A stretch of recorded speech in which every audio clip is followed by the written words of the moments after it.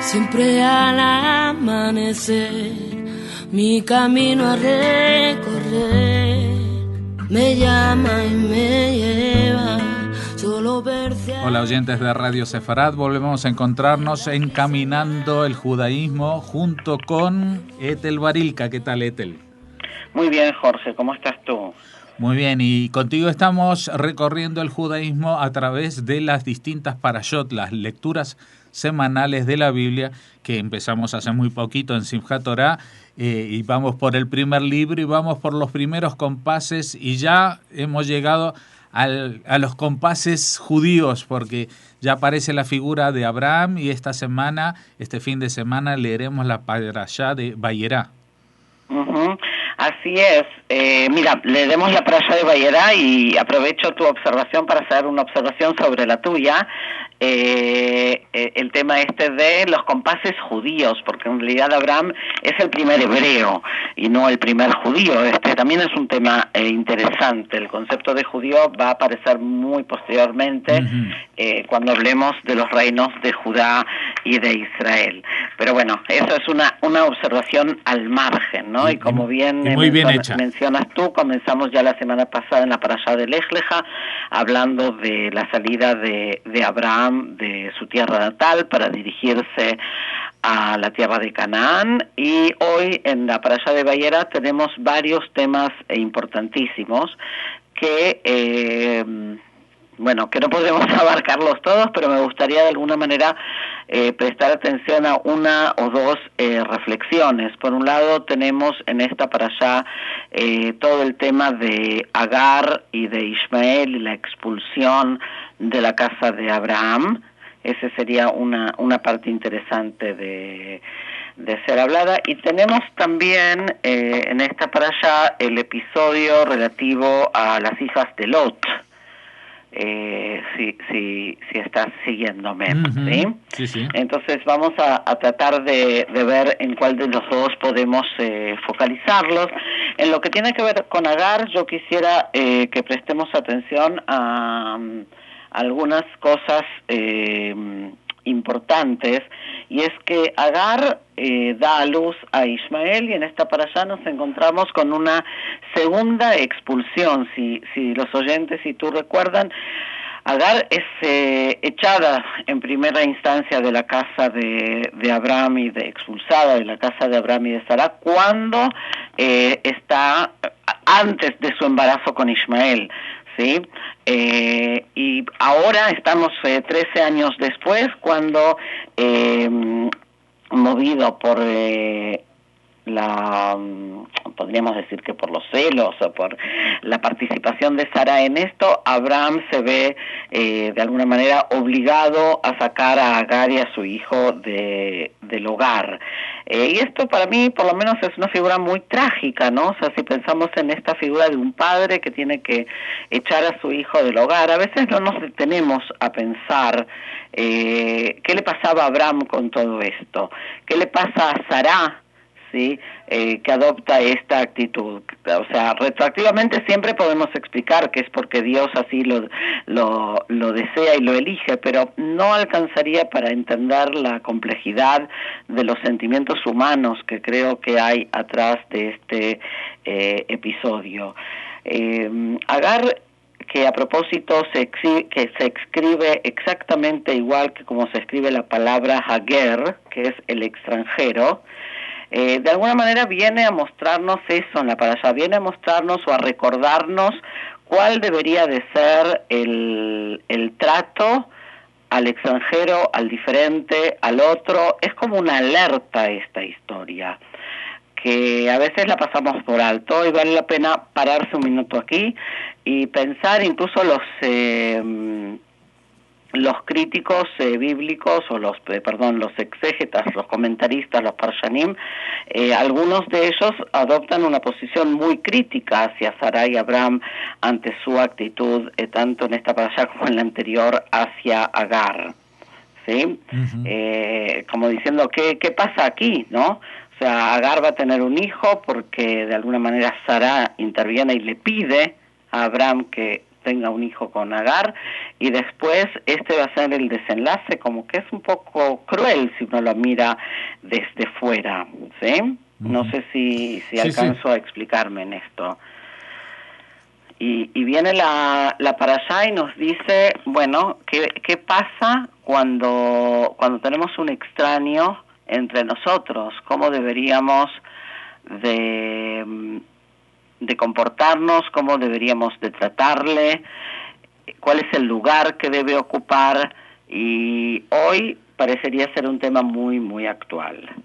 Bueno, no sé si quieres centrarte en eso. Lo que creo que vale la pena otra vez recordar un poquito aquí es también el tema de que ese mismo Abraham es el que va a llevar después a Isaac al sacrificio, o a lo que nosotros llamamos la atadura, ¿sí? Uh-huh. Parecería que Abraham tiene un vínculo bastante complejo en lo que tiene que ver con sus hijos. Si prestamos atención un momento a su figura, como que ¿qué pasa con este padre que por una cuestión aparentemente lógica que tiene que ver con la fe, ¿sí? Un hijo debe expulsar y al otro hijo debe de llevarlo al sacrificio? ¿Qué pasaría con nosotros si tendríamos que estar en esa posición? ¿Qué es lo que haríamos? ¿Qué es lo que Abraham siente? ¿Cómo podemos explicarlo esto a partir de la fe? Y el tema no es nada sencillo, ¿sí? A veces pecamos en ilustrar esta figura de Abraham como si fuera una figura totalmente inmaculada, ¿sabes? Que no tiene ningún defecto. Y no, y vienen nuestros sabios y nos dicen, no, también Abraham en ciertas actitudes se equivocó, también Sará en ciertas actitudes se equivocó, y justamente eso es lo que los hace grandes, o sea, lo que hace grande o los que los convierte en grandes figuras a los padres, a nuestros antepasados, a nuestros patriarcas, que se erigen como paradigmas, es justamente que la Torá nos los presenta en toda su complejidad humana, con toda su grandeza y también con toda su pequeñez, y no pasa nada. Ellos son humanos, no son semidioses, y por eso, al ser tan grandes, cuando se equivocan, caen duro, digamos, ¿sí? Y entonces nosotros que podemos pensar, si ellos, que en figuras tan grandes pudieron equivocarse de tal manera, nosotros obviamente no estamos exentos de equivocación. Es un poco una lección también de modestia cuando leemos la historia de nuestros patriarcas. Es una lección de fe, es una lección de modestia, es una luz roja en relación a las cosas que no debemos hacer, y creo que esta lectura a veces la dejamos un poquito de lado porque nos quedamos otra vez pendientes más del relato, ¿no? De qué pasó, qué se hizo, etcétera. Uh-huh. Bueno, ¿cuál es la conclusión? Porque evidentemente es un tema complejo, pero ¿qué es lo que sí podríamos sacar en conclusión de esta relación de Abraham con sus hijos? Bueno, esa es la pregunta del millón. O sea, yo creo que lo primero que tenemos que pensar es esto que te mencionaba recién, ¿no? Que Abraham, como cualquier ser humano, también sufre el vínculo con sus hijos. El Midrash incluso lo plantea, cuál es la congoja que siente Abraham al tener que abandonar a Ismael y a su mujer Agar, porque recordemos que si bien Agar es una sirvienta, en el momento que concibe al hijo de Abraham es su mujer. El texto dice, Natnalo Leisha, se lo dio por mujer, ¿sí? Y la figura de Agar en ese sentido es recuperada posteriormente. No sé si hay un midrash bastante conocido que menciona que a la muerte de Sará, cuando Abraham ya enviuda, vuelve a casarse, nos dice el texto, con una mujer que se llamaba Keturá. Y el midrash plantea que en realidad esa mujer con la cual Abraham vuelve a unirse es nada más y nada menos que Agar. O sea que parecería que allí, en esa relación de pareja, no hay solo una relación funcional de un vientre de alquiler, sino que se desarrolla un vínculo afectivo. Después de todo, Abraham no tiene hijos y va a ser Ismael su primogénito y su primer hijo. Y podemos imaginarnos el cariño y el vínculo afectivo de este padre con ese hijo y el desazón y la ruptura de tener que abandonarlo, movido, es verdad, por la palabra de Dios, pero eso no implica que el ser humano no tenga